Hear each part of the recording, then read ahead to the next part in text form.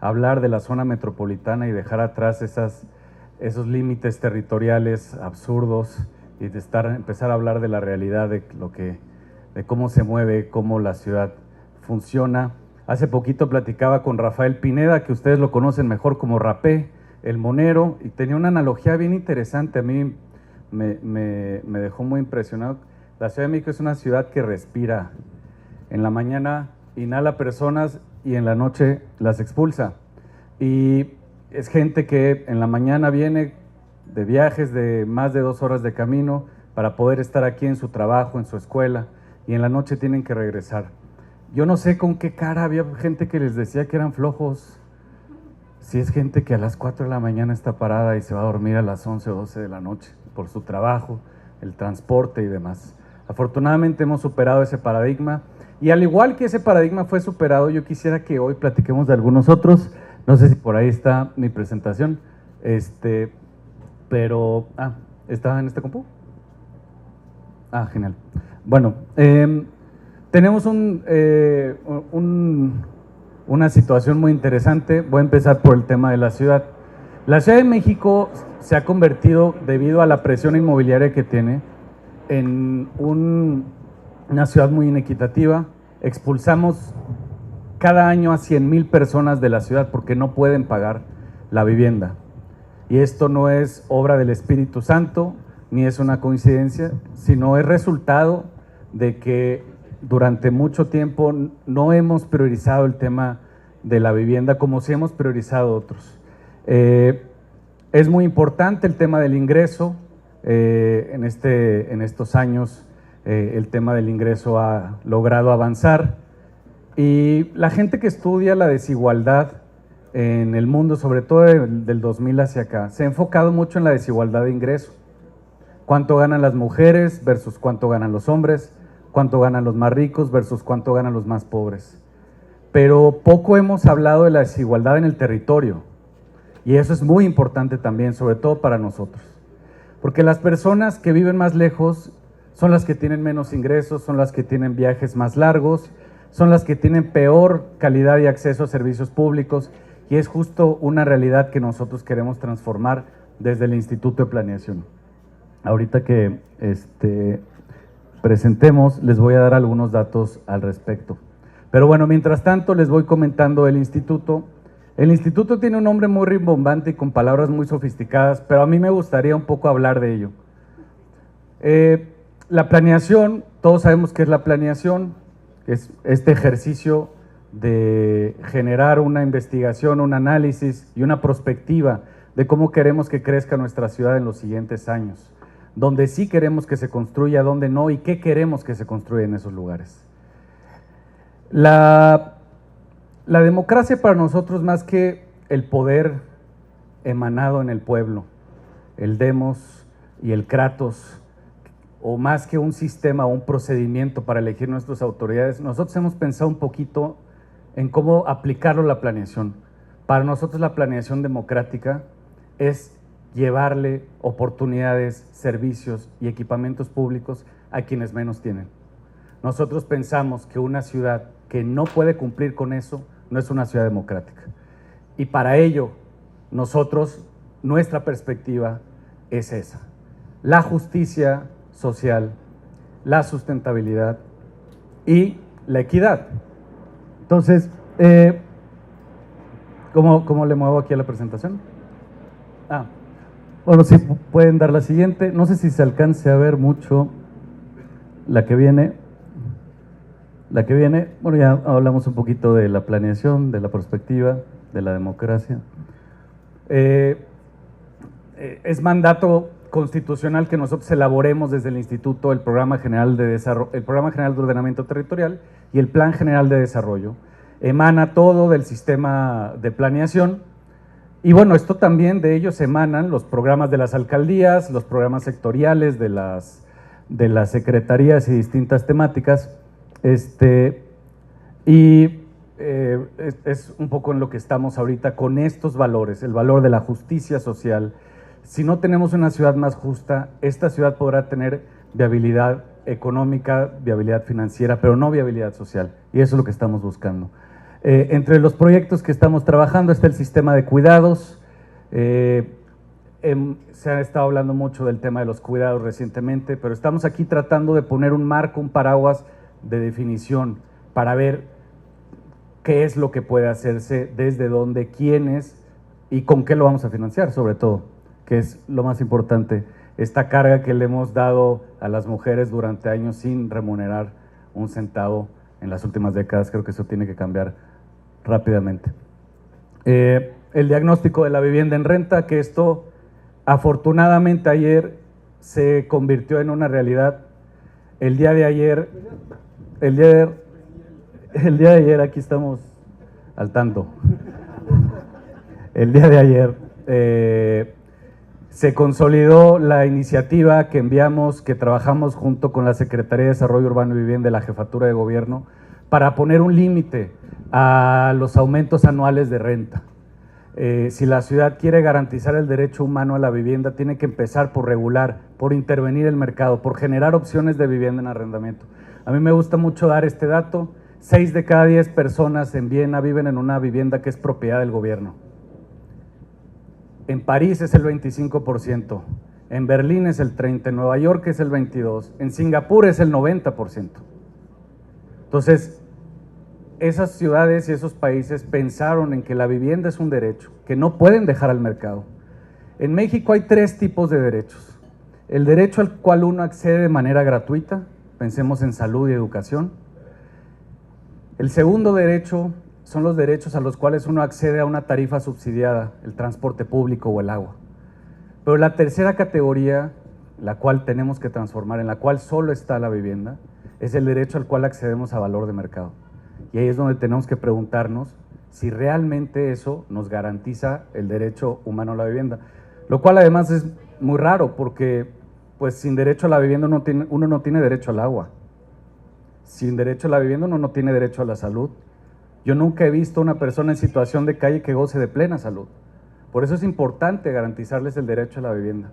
¿Eso significa regalarle la vivienda a todo el mundo? No necesariamente, pero habrá sectores a los que sí.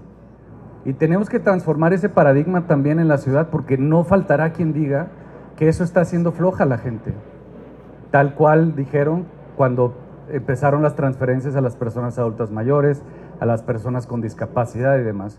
Entonces, parte del trabajo del instituto no solamente se refiere o no solamente trata de generar instrumentos de planeación y políticas públicas, sino también de cambiar el sentido común, el imaginario colectivo de la gente acerca de la ciudad.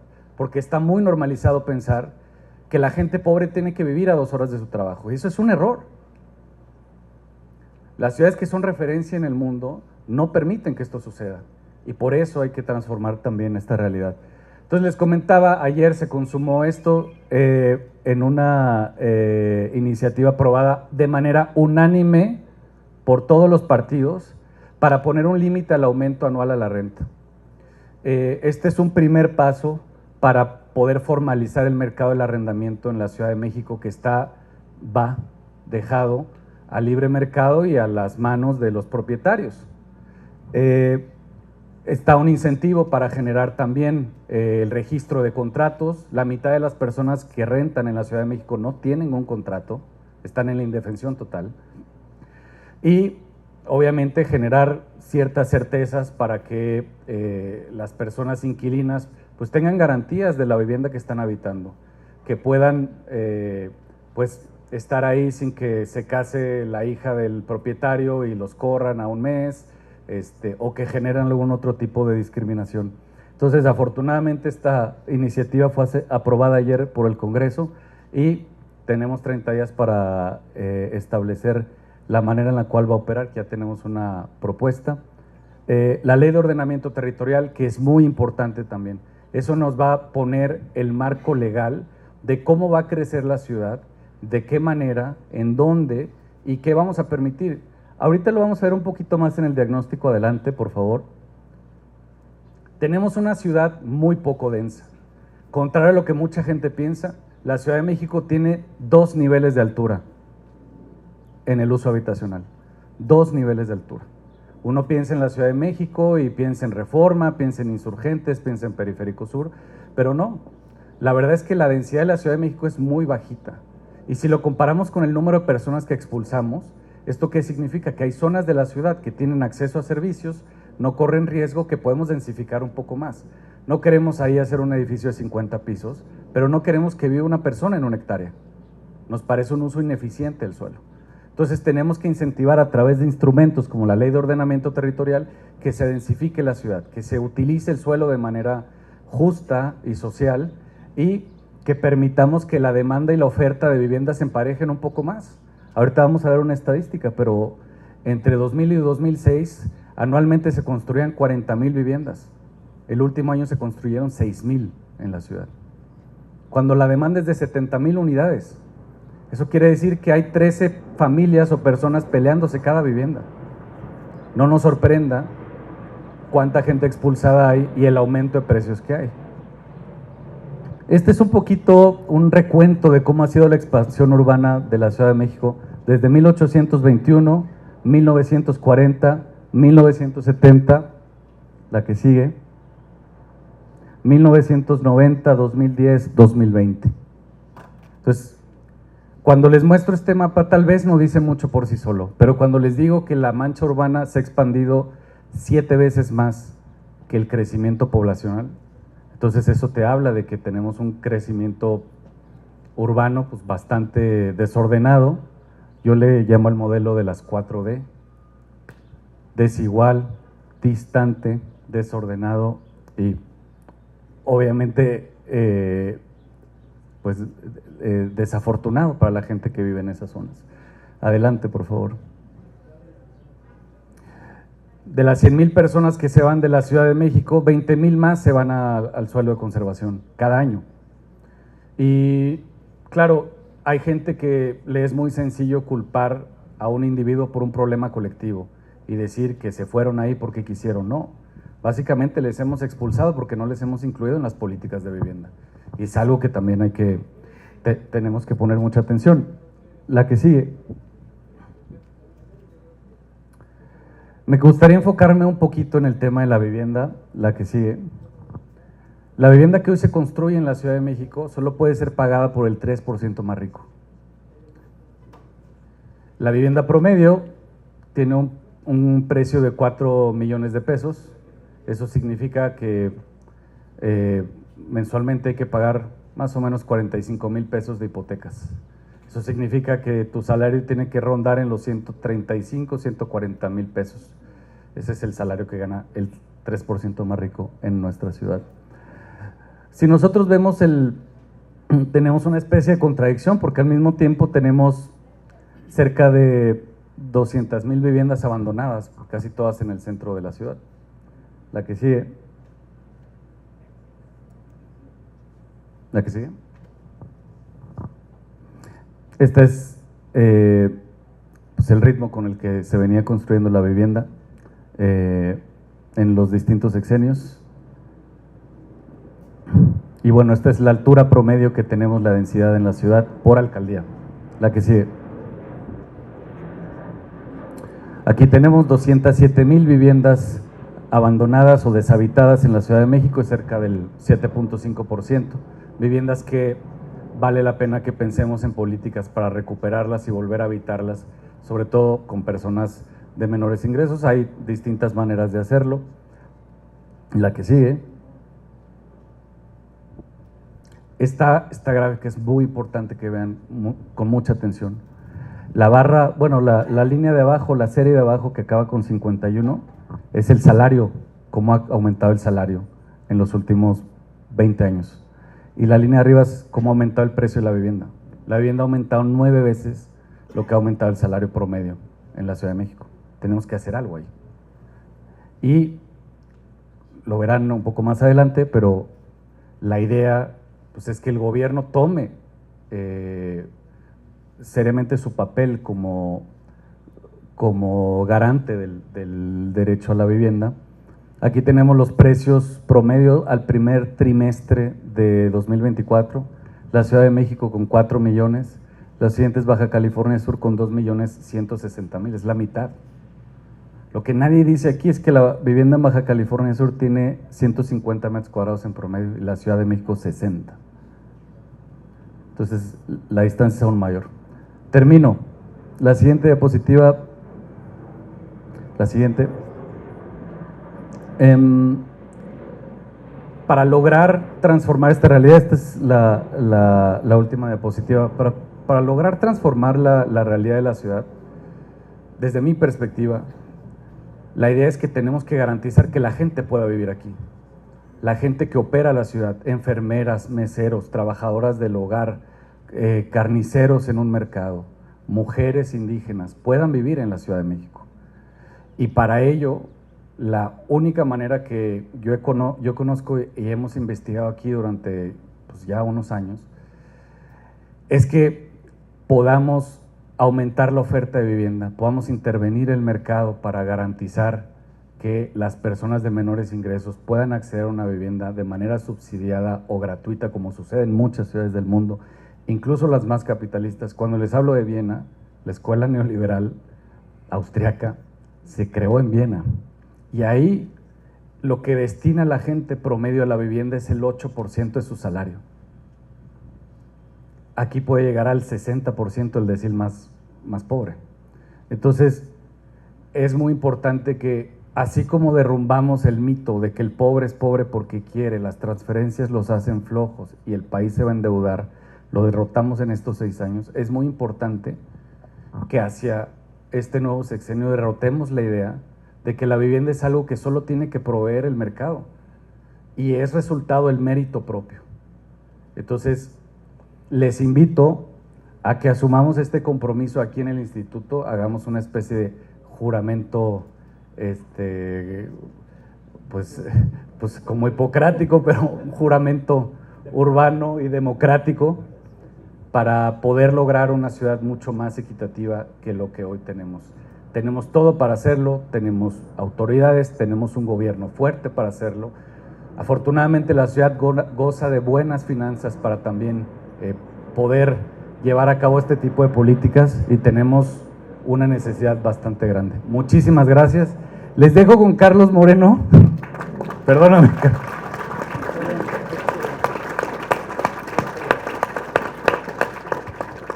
Les dejo con mi amigo Carlos Moreno, que nos hizo el favor de acompañarnos aquí en México y quien tiene, pues, ciertamente mucha más experiencia que yo, pero además resultados en los lugares donde ha podido colaborar.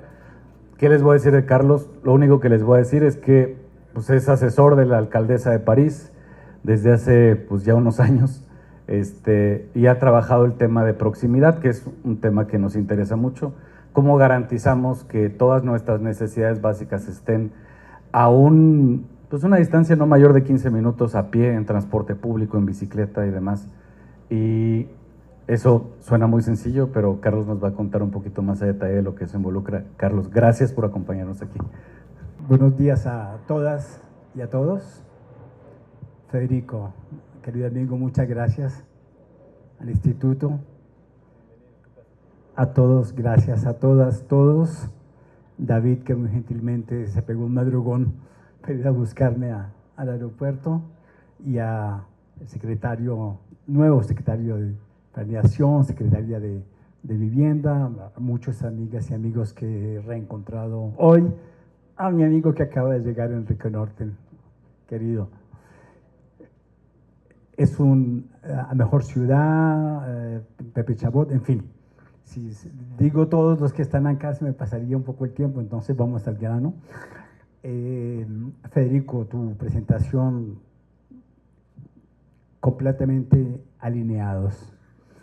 Federico lo sabe, son temas que discutimos y constituyen en mi presentación el corazón de la reflexión como pistas de trabajo en esta vía. He retenido muy bien los 4 Ds: distante, desigual, desordenado, desafortunado. Es un diagnóstico que corresponde a América Latina perfectamente en sus ciudades más allá de México, lo hablábamos ayer con Federico, y yo diría el Global Sur, como se dice, ¿no? tengo la suerte de trabajar mundialmente, entonces de ciudad en ciudad, el 4D corresponde a un diagnóstico. Voy a evocar respecto a esas 4Ds, yo digo a veces de la ciudad centrífuga a la ciudad centrípeta. Hemos vivido un siglo después de la masificación del automóvil por Henry Ford, cuando el modelo T surgió en 1930 y cuando se convirtió en un objeto social de segregación urbana y territorial. Después de la Segunda Guerra Mundial se exportó ese modelo de grandes distancias, el King Car, el rey automóvil, la movilidad individual, el reino del petróleo, del metal, del caucho, el cual América Latina sufrió. Estuve hace unos días en Argentina, en Uruguay, en Bolivia. Cada vez que voy a esas ciudades, les digo, llévenme a las estaciones de tren para visitarlas. Y resulta que las estaciones de tren de los años 30, de los años 50, de los años 70, son hoy en día centros culturales, almacenes, depósitos, lugares de conservación, hasta había un museo de los trenes, ¿cómo se dice?, desahuciados, porque las compañías, principalmente americanas de automóvil, Ford, de otras, compraban los trenes simplemente para desmantelarlos y inducir el tráfico automóvil, construyendo carreteras, financiándolas y proponiendo el automóvil como el modelo principal de vida. Y no solamente en América Latina, hice un estudio hace poco en Canadá, Vancouver, que tuvo uno de los principales sistemas de tranvías que fue totalmente desmantelado por una compañía de automóviles hasta su renacimiento en los años 90, cuando una nueva política democrática y progresista decidió ponerle el tate quieto. Entonces, voy a hablar de esto, de la ciudad centrípeta a la ciudad centrífuga, de la segregación temporal y de segregación espacial. Y son esas las reflexiones que llevo desde el 2010, hace 14 años, trabajando, resumida en este concepto de la proximidad feliz como una nueva reinvención urbana y territorial de la calidad de vida. Por convención, cuando hablo de ciudad, voy a hablar de zonas densas, y cuando hablo de territorio, voy a hablar de zonas de media y baja densidad. Es simplemente una convención. A veces digo la vida urbana y la vida territorial, la vida urbana en alta densidad, la vida territorial en media y baja densidad. ¿Por qué? Porque este concepto que se conoce mundialmente, no lo hice a propósito, la ciudad de 15 minutos, es un concepto que le ha dado la vuelta al mundo y continúa dándole la vuelta al mundo, en múltiples idiomas, en múltiples contextos sociales, económicos, políticos, religiosos, ecológicos. Y realmente cuando yo formalicé este concepto, después de 2010, yo vengo del mundo de las matemáticas y de ciencias de la computación, me han dado premios de arquitectura y urbanismo, pero no soy ni arquitecto ni urbanista. Quise proponer un proyecto de vida urbana y territorial cuya abstracción, cuyo modelo se aplicara indistintamente con respecto a la talla y a la densidad, para tener, en matemáticas hablamos de invariantes, de encontrar aquello que constituye un núcleo necesario y que puede funcionar en distintos contextos, de talla, de densidad, pero igualmente de culturas y de desafíos ecológicos, económicos y sociales. Es un poco eso, digamos, la chispa de de este concepto. Mi amigo Richard Florida decía en una conferencia que hicimos juntos hace poco en Europa, este concepto tiene esta capacidad a ser adaptado en muchas condiciones, guardando exactamente el mismo corazón, la misma reflexión, lo que permite construir metodologías y herramientas que pueden ser utilizados en todas partes y después adaptándolo a los contextos más precisos. Entonces hemos hablado de ciudad de 15 minutos, he hablado de territorio de media hora, estamos ahora hablando a nivel mundial de la ciudad de X minutos, porque, por ejemplo, en el reino holandés de las bicicletas, la ciudad de Utrecht, que es la ciudad con más bicicletas en el mundo, la estación de tren de Utrecht es una estación de 350.000 bicicletas diarias con trenes. El problema en Utrecht es que hay demasiadas bicicletas, entonces los trancones en las horas pico son trancones de bicicletas, ya la gente no puede andar en bicicleta. Y la alcaldesa de Utrecht dijo, hagamos una campaña para que la gente deje de montar en bicicleta y se monten los buses, porque hay demasiadas. Y su equipo me llamó, me dijeron, profesor Moreno, queremos reflexionar. Entonces hablamos de este concepto de proximidad de servicios, identificamos por qué la gente, aun sea en bicicleta, tenga que desplazarse media hora, 40 minutos en medio de trancones, porque van de una parte a otra parte, porque no tienen los servicios de proximidad. Y diseñamos un proyecto que se llama Utrecht de 10 minutos, que está hoy en día en ejecución como plan estratégico. Asimismo ha sido en Escocia, el territorio de los 20 minutos para toda Escocia, en fin, hay múltiples. Ahora lo llamamos la ciudad y el territorio de X minutos. ¿Qué es lo que más nos importa? Hace poco, en una reunión europea, pero en el que había gente de muchas partes del mundo, hicimos un ejercicio simple, que era pedirle a la gente con una apps que nos dijeran qué habían entendido, qué habían escuchado de la ciudad de los 15 minutos y qué les parecía. Y esta es, traducido en castellano, las palabras claves que la gente decía: ciudad, vida, minutos, equidad, calidad, espacios esenciales, ciudadanos, recreación, urbanismo, servicios, descontaminación. Es muy interesante porque lo que queremos inducir como pensamiento es que más allá del número de minutos, 5, 10, 15, 20, 30, podamos reinventar una ciudad que ofrezca calidad de vida a todos y a todas en toda parte y en todo lugar. Retomando una idea que lleva concomitantemente al nacimiento de los automóviles y su expansión, han habido siempre movimientos de pensamiento y de acción que han contestado.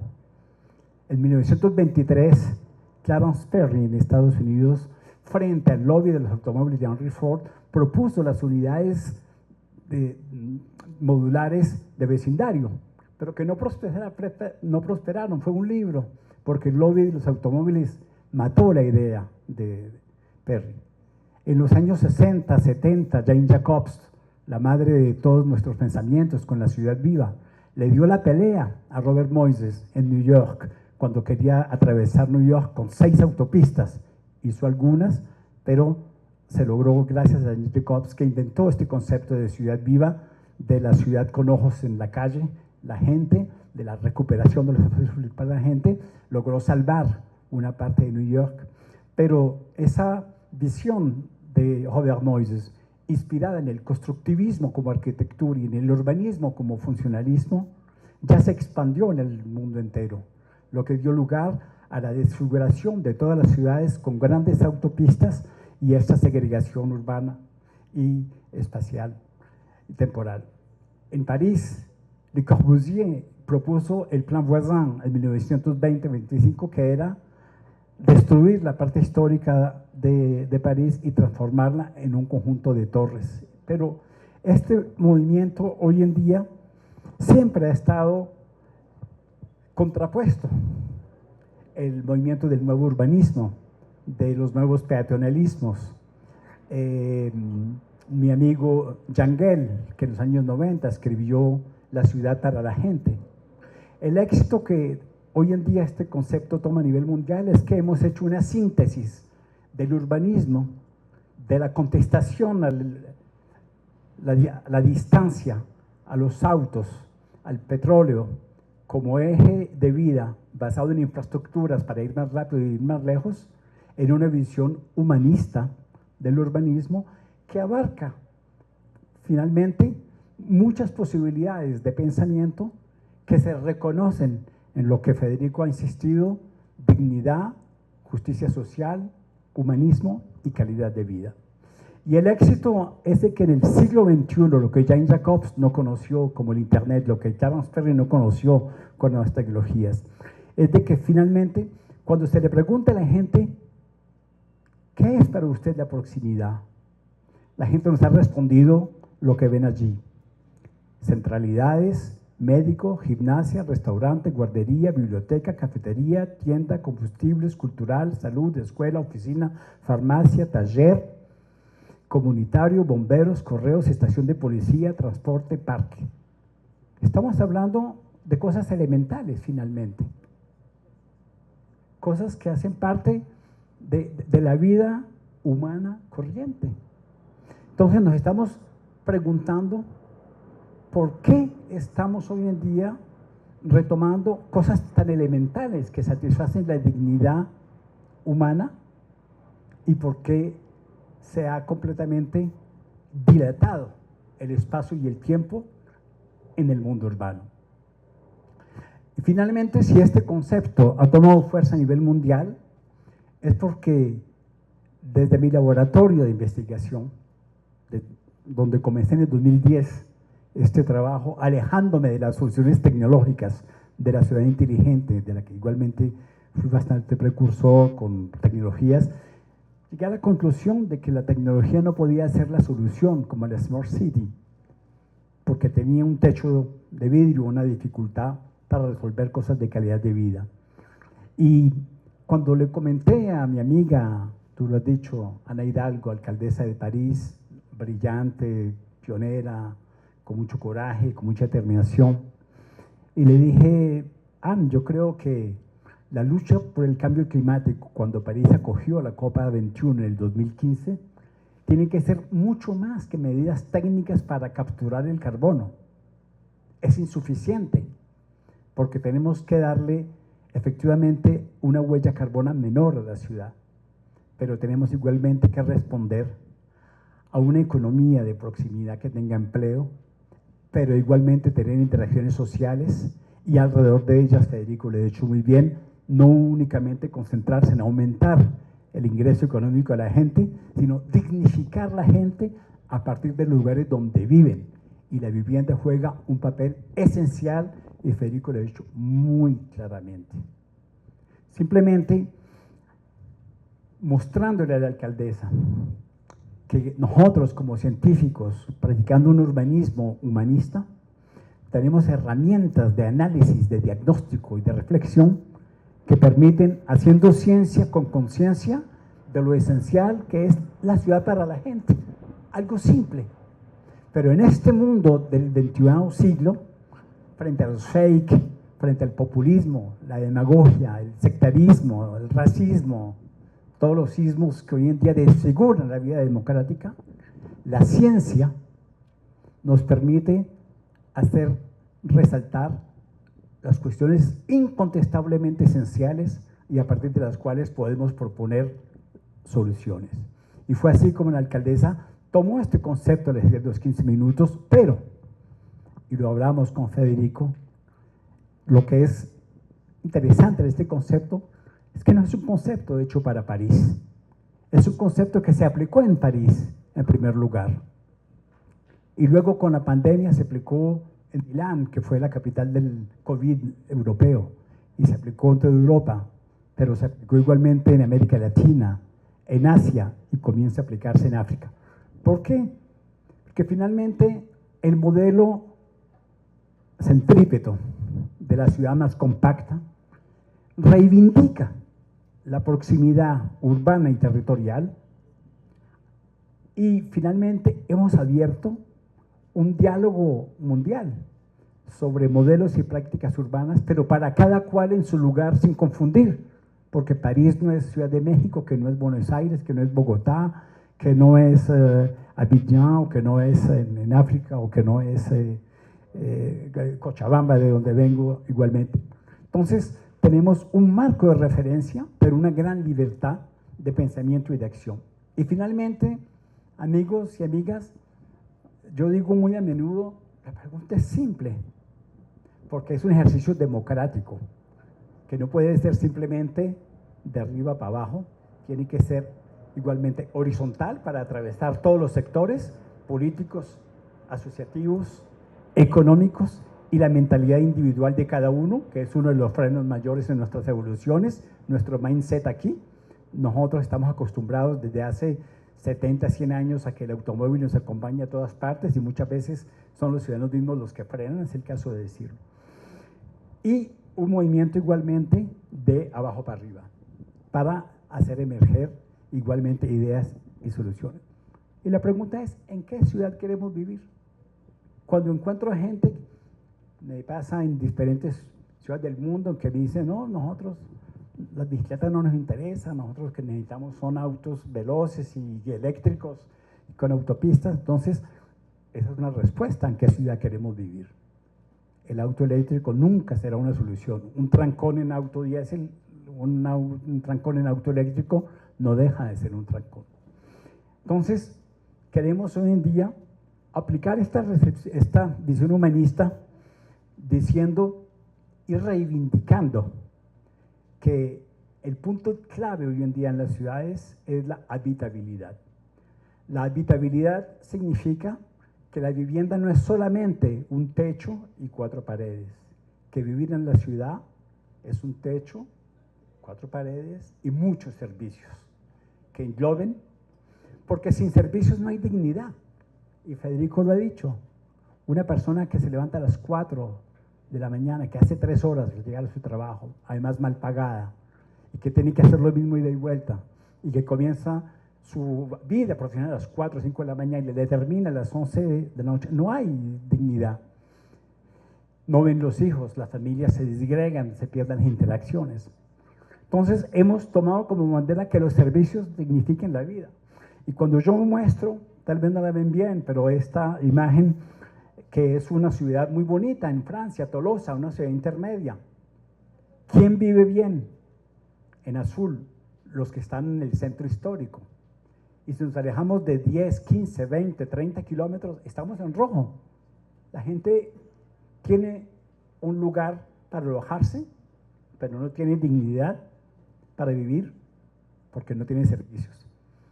Por eso estamos hablando de la proximidad como un hábitat integral. El hábitat integral es simplemente una ciudad para la gente y, como decía Jane Jacobs, una ciudad viva es aquella que ofrece en todo tiempo y en todo lugar servicios que satisfacen nuestras necesidades esenciales sin tener que recurrir a un auto para hacer muchos kilómetros o millas. Y eso es lo que queremos y lo que estamos promoviendo.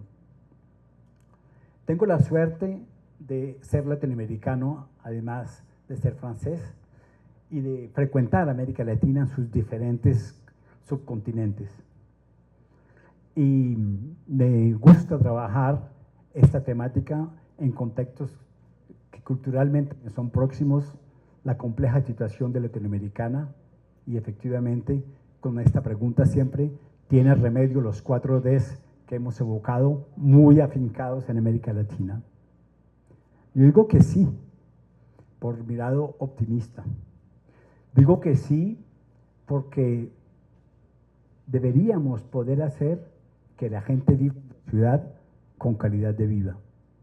Pero digo que sí con una condición, y es que los políticos de gobiernos nacionales, regionales, locales, se inscriban en un cambio de paradigma con respecto a los 100 años que llevamos del reino del automóvil, del reino del cemento, del reino del petróleo.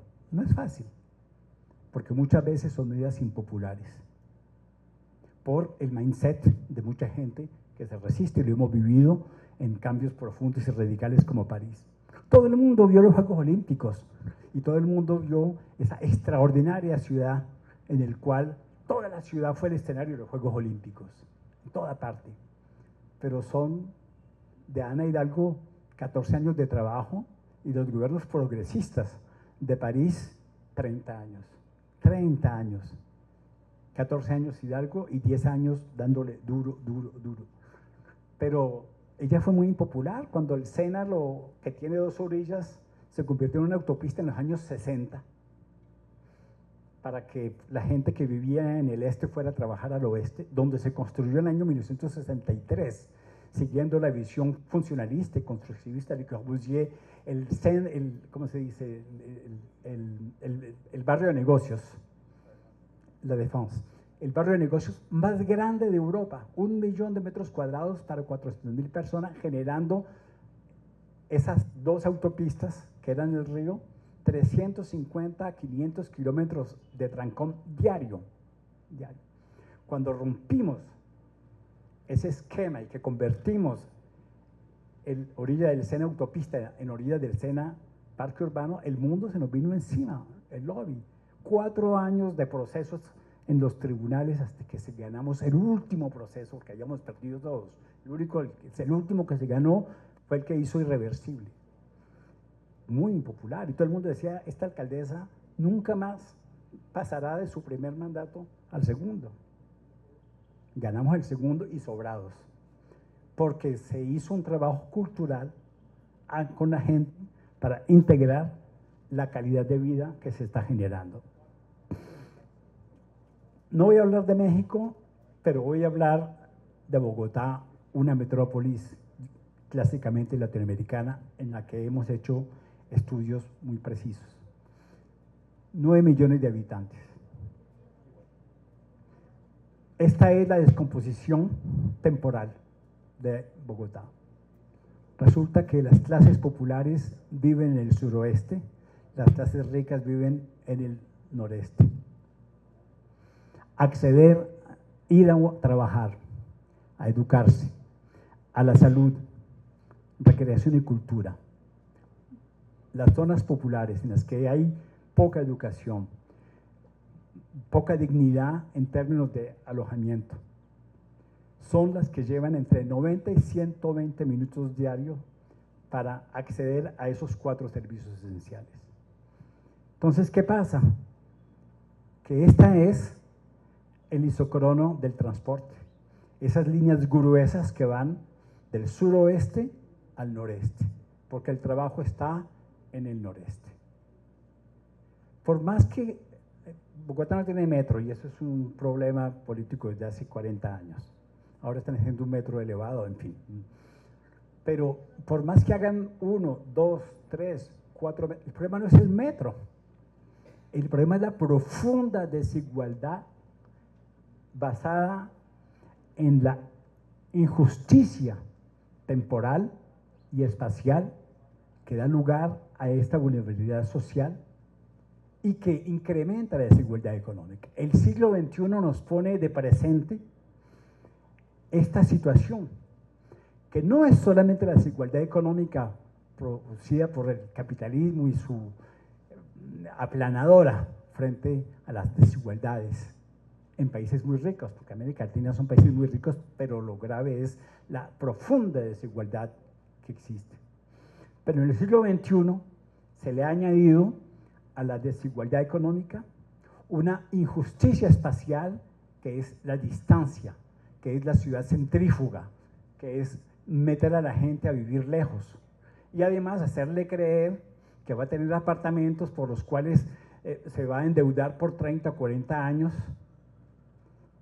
y aún siendo políticas de Estado que vienen a financiar constructoras, y la gente, por más que se tome la foto con las llaves de mi apartamento, está viviendo a 20 kilómetros, a 30 kilómetros, aún más, con sus llavistes así. ¿Y qué es lo primero que tienen frente a esas barras? Tienen el parking, y están obligados de utilizar un auto todos los días, los volvemos aún más dependientes. Y Federico lo decía, yo hice ese estudio igualmente en Francia, la gente se encuentra con 40, 50, 60% de su presupuesto simplemente para cosas elementales como la vivienda, el transporte, además de la alimentación. Entonces, no tienen recursos que se consumen. Pero la injusticia espacial en el siglo XXI no solamente es la segregación urbana, es la injusticia temporal, porque le estamos robando a la gente el tiempo útil, el tiempo convivial, el tiempo de familia. Los griegos, lo digo en mis libros, tenían 3 tiempos: el cronos, el tiempo calendario, pero tenían el kairos, que era el tiempo de la creatividad, de la innovación, y tenían el aion, que era el tiempo del cosmos, de la interioridad espiritual, lo que se quiera, con la corriente de pensamiento que se quiera. Y resulta que esta segregación urbana y esta injusticia espacial nos dejó con el cronos. El kairos se perdió, el aion se perdió y quedamos todos. Todo el mundo tiene la hora, todo el mundo, pero nadie tiene tiempo. Entonces, hemos desarrollado en el siglo XXI una vulnerabilidad social, ecológica, económica y social. Y a la que se le añaden las inseguridades. Hablamos de inseguridad en términos del ladrón, pero es de inseguridad igualmente económica, es la inseguridad social, la pérdida de interacciones. Por eso es la urgencia de reinventar la proximidad. Con mi amigo el premio Nobel Mohamed Yunus, que acaba de ser nombrado primer ministro de Bangladesh, 340 millones de habitantes, en el 2010 me iluminó con su libro Un mundo de triple cero, que tenemos que leer. 0 carbono, 0 pobreza, 0 exclusión. Ese encuentro para mí marcó el principio de mi investigación en 2010, lo decía hace un momento. Y con el premio Nobel Paul Krugman estamos trabajando, es lo que hace que tenga que irme el martes de nuevo a Europa, con su concepto que le dio el premio Nobel en el 92 de la nueva economía geográfica. Estamos trabajando para reinventar con la proximidad una nueva economía geográfica de proximidad sostenible. Quiere decir que la calidad de vida se vuelve una política pública, urbana y territorial, que un techo no es suficiente si no hay dignidad, salud, inclusión, bienestar y seguridad. Que tener un techo no es vivir en la ciudad. Y que para esto tenemos que crear una política pública que ofrezca una nueva narrativa urbana y territorial que sea la misma para los políticos, para el sector privado, para el sector asociativo, para los ciudadanos, investigadores. Y esta narrativa, el éxito de nuestro concepto es simple. Estamos hablando de una alta calidad de vida social, de proximidad a multiservicios, y estamos rompiendo con el modelo lineal, que es el modelo de 100 años de constructivismo, para ofrecer una circularidad social con un urbanismo orientado hacia el ser humano y hacia la gente. Y le hemos dado un color a las cosas que son esenciales para tener dignidad, justicia social, ecológica, económica y calidad de vida. Y esto es lo más importante de nuestro modelo, 6 colores. El primero, el alojamiento. El segundo, el trabajo. El tercero, el abastecimiento. El cuarto, el cuidado. El quinto, el aprendizaje y la cultura. Y el sexto, el entretenimiento. Y eso es el éxito mundial de nuestro concepto. Hemos propuesto un anillo que se llama el anillo de la circularidad, de la dignidad social, económica y ecológica. Y hemos cambiado los indicadores de calidad de vida en la ciudad para proponer 3. Mi bienestar social, mi bienestar individual, personal, con mi familia, mis seres queridos. Segundo, mi bienestar social con mis vecinos, mis colegas de trabajo. Y el tercero, mi bienestar ecológica, mi huella de carbono y mi alteridad con la gente que vive allí. Y la gente no lo sabe, pero no estamos hablando que todo tiene que estar a 15 minutos. Estamos construyendo lo que llamamos 3 niveles de proximidad urbana y territorial para que la noción de movilidad tenga igualmente un cambio en su planificación. Y estamos hablando de 3 niveles de circularidad. El primero, los servicios de proximidad cotidianos accesibles a menos de 15 minutos o de corta distancia, de una manera de bajo carbón, a pie o en bicicleta. Los servicios intermediarios, que les llamamos los servicios de menos de 30 minutos, y los servicios que llamamos estructurantes, que serán accesibles a 30 minutos de transporte público, una alcaldía, un lugar de impuestos, que no va a estar. Y a partir de allí construimos unas hojas de ruta que permitan transformar la ciudad segmentada, zonificada, en una ciudad policéntrica multicolor. Finalmente, lo que estamos proponiendo es el Rubik Cubo, pero al contrario, el Rubik Cube, todos los colores están mezclados y el campeón del mundo, que es un chino, en 3 segundos los separa, 6 colores separados. Nosotros estamos haciendo lo contrario. Estamos partiendo de los 6 cubos separados y queremos, no en 3 segundos, sino con una hoja de ruta, mezclarlos. Esta imagen no son mis palabras, es un chico de 18 años, africano, en Costa de Marfil, en su capital Abidjan, quien fue el que hizo la presentación, luego de una sesión de trabajo, diciendo: profesor Moreno, ustedes son el Rubik Cube invertido. Y yo lo he llamado el arco iris de la alta calidad de vida social. ¿Por qué el arco iris? Porque desde Le Corbusier, la segmentación dio lugar al lugar donde trabajo, el lugar donde vivo, el lugar donde está la cultura, el lugar donde está el comercio. Colores separados. Lo que nosotros queremos es mezclar estos colores, 2, 3, 4, 5, 6, con una planificación urbana y en el cual la interacción vivienda social, nuevos modelos de vivienda, Federico lo ha explicado muy bien, nuevos modelos, inclusive no de accesión a la propiedad, de endeudar a la gente, sino de renta social. Nosotros tenemos 25% de vivienda social y vamos a montar a 35%, tal vez 40%.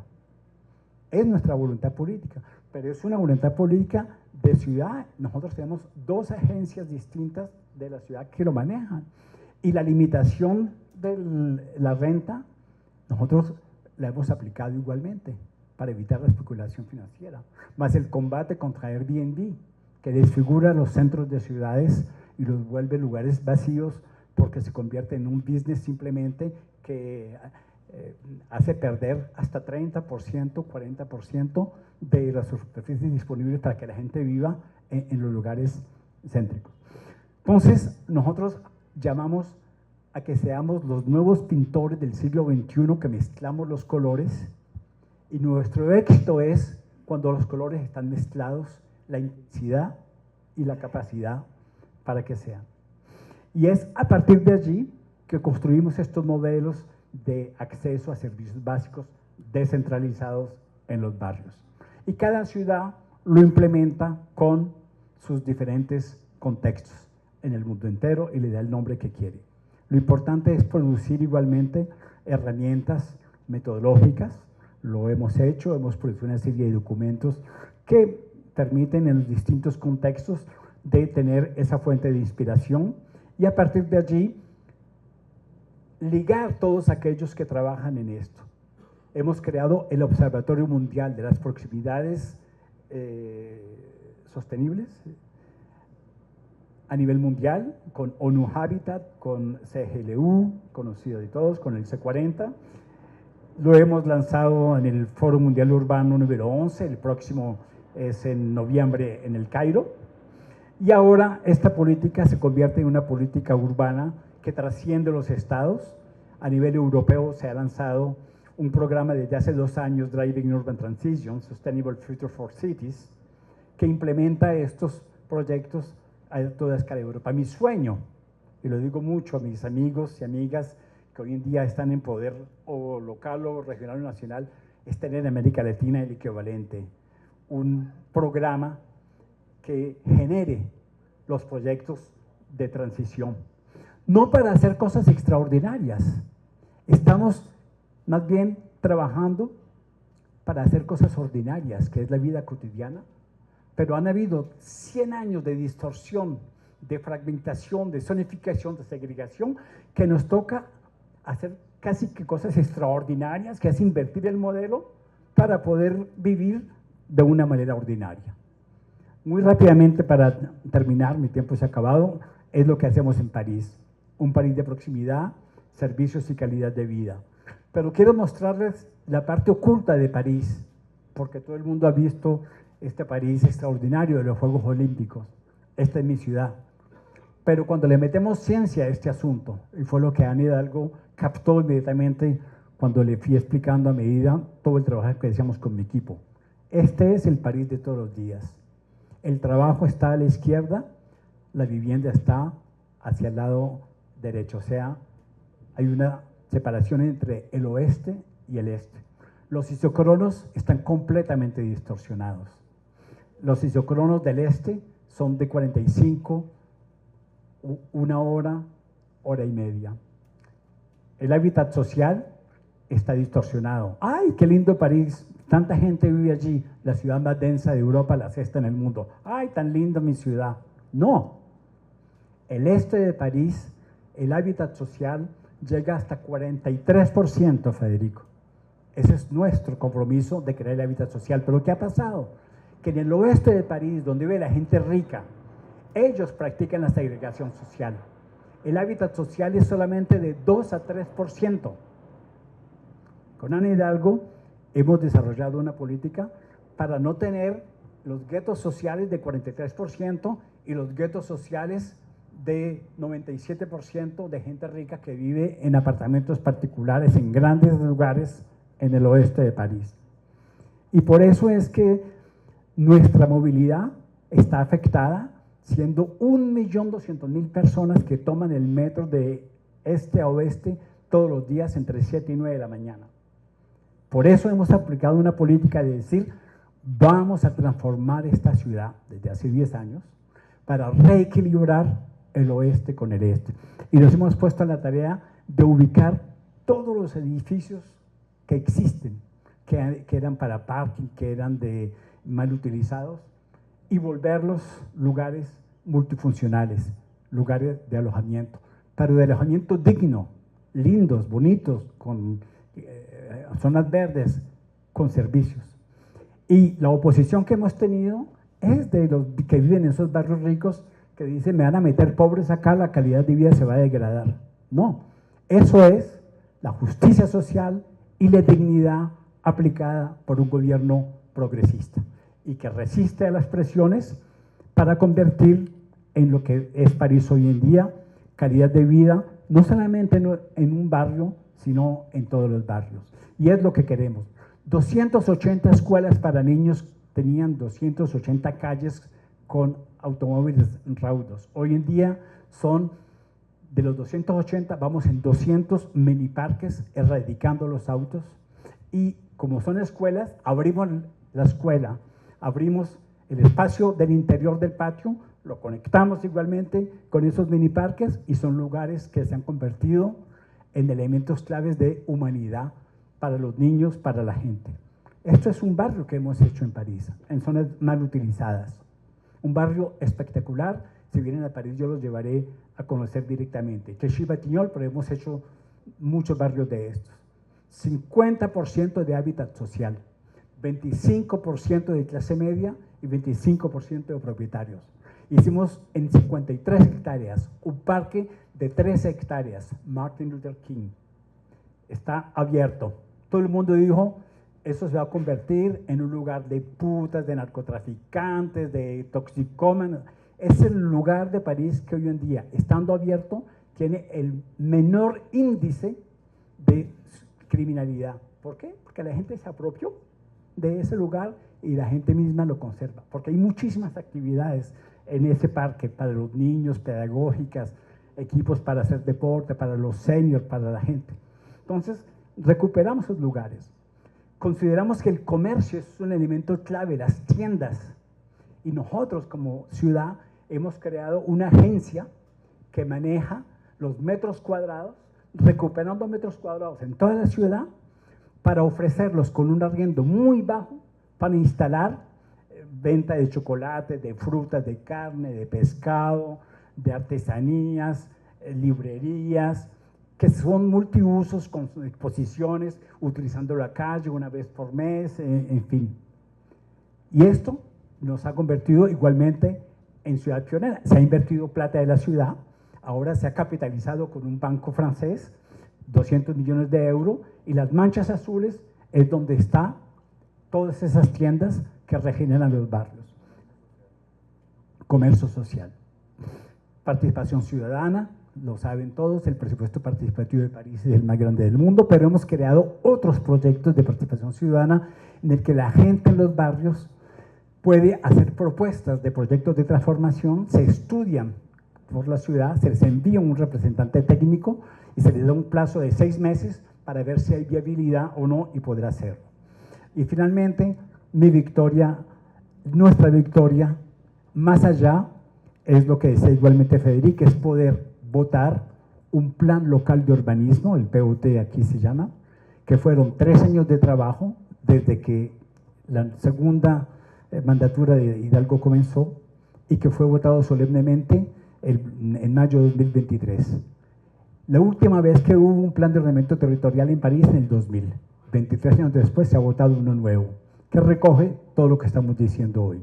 Naturaleza con vivienda en común, vivienda asequible, vivienda social, bajas emisiones de carbono, salud medioambiental, identidad urbana, hiperproximidades, ciudad resiliente. Simplemente en 2 minutos para terminar, una metodología cualitativa y cuantitativa que nos permite hacer este trabajo, trabajar con la ciencia, con los datos geoespaciales, proponer metodologías innovantes utilizando las matemáticas, la percepción geoespacial del espacio público.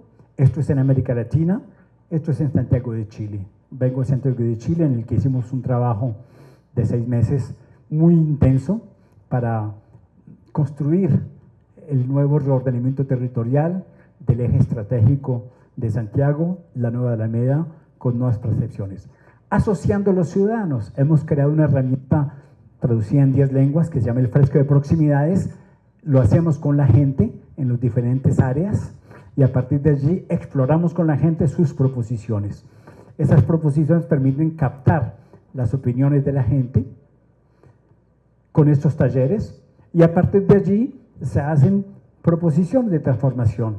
Este es el caso de Santiago de Chile con las prácticas de cultura patrimonial, salud urbana, conexión con la naturaleza, sociabilidad, economía local. Y a partir de allí los pasamos por el filtro de las 6 funciones sociales que he evocado: alojamiento, trabajo, cuidado, aprendizaje, abastecimiento, disfrute.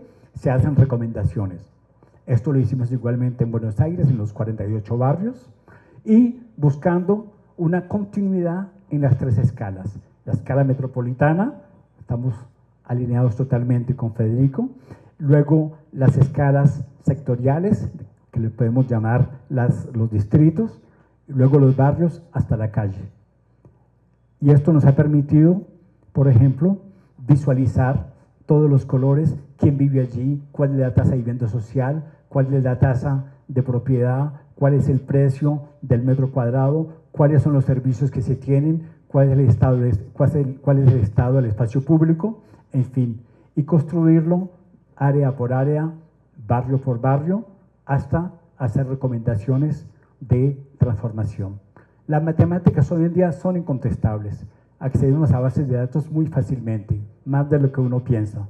Esto nos ha permitido construir un modelo que le llamamos el scorecard, que es indicadores de esta calidad de vida, y es lo que a nivel mundial nos ha permitido que esta metodología se implemente en muchas partes del mundo. En Milano, por ejemplo, en sus transformaciones de un lugar mineral a un lugar integral. En Estados Unidos, en Cleveland, una de las ciudades cunas del automóvil, se ha implementado.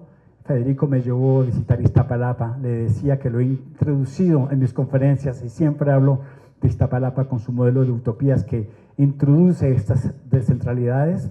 Estas fotos las tomé, Federico, tú me llevaste a todos esos lugares, ¿no? Eres el culpable de todos estos slides que salieron.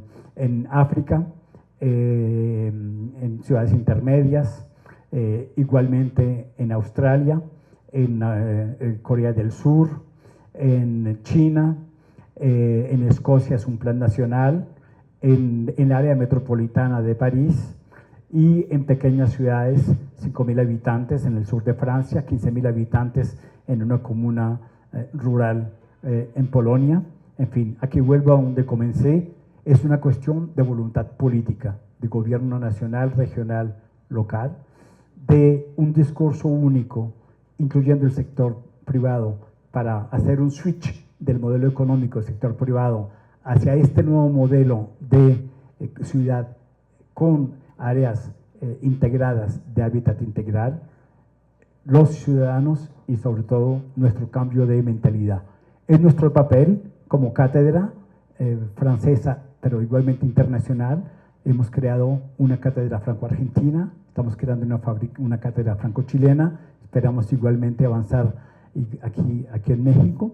Simplemente no tenemos soluciones milagro, somos pensadores y planificadores para inspirar a aquellos que ejecutan y que transforman una ciudad, unidos por la bandera del urbanismo del siglo XXI, del humanismo, justicia social, dignidad y progreso. Gracias.